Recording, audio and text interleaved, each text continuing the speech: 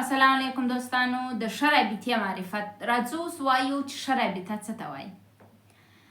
موږ د روابطو اړوند ځینې غلط باورونه لرو. هغه غلط باورونه چې دي زه اوس تاسو ته وایم. یو وایي بخښه د روابطو جادویي جوړونه ده. موږ ټول انسانان په دې باور یو که موږ یو څوک وبخښو دا یعنې موږ د روابط جوړوو په جادویي توګه سره. دا غلط باور دی. بل غلط باور دا دی وایي بخښه باید حقیقي او عاطفي واوسیږي. هم په عاطفي توګه یو څوک وبخښه هم په حقیقي توګه یو څوک وبخښه. دا هم یو غلط باور دی.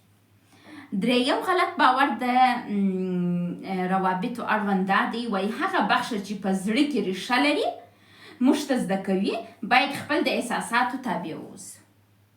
نه خیر دا خبرې غلطې دي. پخوا زمانه کې دا اوکې وې. روانشناسانو به هم ویل اوکې وو. لیکن اوس د دې لپاره چې رابطه ولرو دا درې خبرو باندې چیش کوو چلې پاکه شو. راځئ نوې خبرې چیش دي د روابطو اړوند. د بخښې اړوند باید دقیق فکر وکړو. دقیق فکر کول او درک زموږ روابط جوړوي. کله چې تاسو ته مشکلات جوړیږي تاسو کوشش مه کوئ چې وایه ځه راسه زه به دا وبخښم. یې بخښې لیکن په زړه کې ناراحته یې. زړه دې هغه نه یې بخښلی. د دې لپاره چې تاسو وغواړئ یو څوک وبخښئ د هغه اړوند دقیق فکر وکړئ. تاسو پوهیږئ د روانشناسانو او د عامو انسانانو فرق په چیش کې دی. موږ روانشناسانو دا زده کړي دي چې په عمیق توګه فکر وکړو او په عمیق فکر سره ستاسو مشکلاتو د حل لار پیدا کړو. تاسو انسانان د دې لپاره چې خپل روابط ښه کړئ دا ته ضرورت لري چې تاسو چیش وکړئ عمیق فکر وکړئ او بیا د فکر کولو وروسته دا موضوع درک کړئ بیا بخښه منځته راولئ.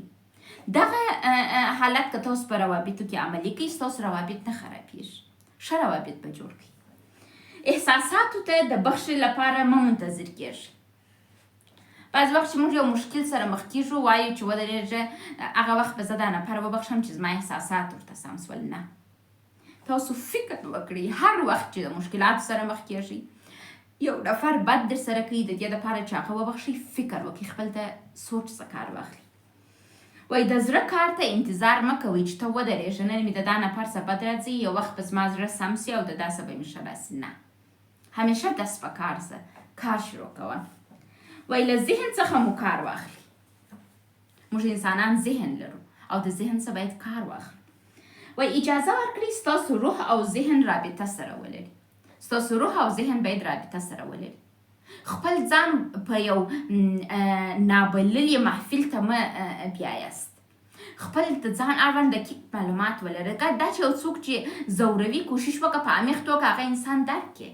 ولې یو انسان کوشش کوي تا وزوروي یا ته ولې د یو انسان په زورولو زوریږي. دا خپله داسې موضوعات دي چې تاسو یې درک کړئ تاسو کولی شئ ښه روابط جوړ کړئ. وایي اجازه ورکړئ ستاسو روح او ذهن عمیقه رابطه سره ولري. وایي ستاسو ذهن او روح که رابطه ولري نو بیا تاسو ښه روابط نورو سره ساتلی شئ. وایي که غواړئ د نړۍ با قدرته کس واوسېږئ نو نورو انسانانو سره مینه وکړئ. هر انسان د مینې وړ دی. زه پروانه ضیایي د بعضو انسانانو په ژوند کې تر ټولو بدترینه انسانه یم. د بعضو انسانانو په ژوند کې ډېره ښه انسانه یم. د بعضو انسانانو په ژوند کې میانه انسانه یم. موږ نشو کولی پر هر چا ځان ګران کړو او هر چا ته ښه واوسېږو. د بعضو به بد راسره ځي د بعضو به ښه راسره ځي. تاسو انسانان تاسو هغه څوک چې په روابطو کې یاست هغه که د هر چا سره رابطه یي کوشش وکړئ یو بل درک کړئ. خپل ځان درک کړئ. خپل د ماحول وپېژنئ. د انسانانو سره مینه د درک وروسته راځي. وایي درک د عالم کس کار دی. که تاسو غواړئ یو څوک درک کړئ باید علم ولرئ. عالم انسانان خاموش وي. عالم انسانان آرامشت لري په خپل وجود کې. عالم انسانان جنگ نه کوي. عالم انسانان یو بل نه زوروي. عالم انسانان فکر کوي د فکر څخه کار اخلي د سوچ څخه کار اخلي آرام وي. عالم انسانان درک کوي. انسانانو ته په دا سترګه ګوري چې هر انسان خپل په وجود کې یو ښه والی لري. حتی هغه انسان چې د لسو نفرو قاتل یې هغه هم خپل په وجود کې د ښه والي یو ګوهر لري. دغه ګوهر په هر انسان کې شته. تاسو مخکې له دې چې د یو چا څخه نفرت وکړئ دا ووایاست چې دغه یو انسان دی.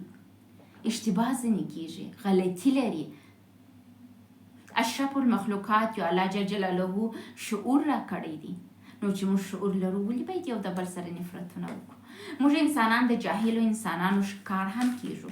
جاهل انسانانو ته متوصیه دا ده چې تاسو علم ترلاسه کړئ، خپل وخت بې ځایه مه تېروئ، داسې وکړئ په ورځ کې حتما یو شی نوی زده کوئ او موږ باید د زده کړې په حالت کې واوسېږو. مننه.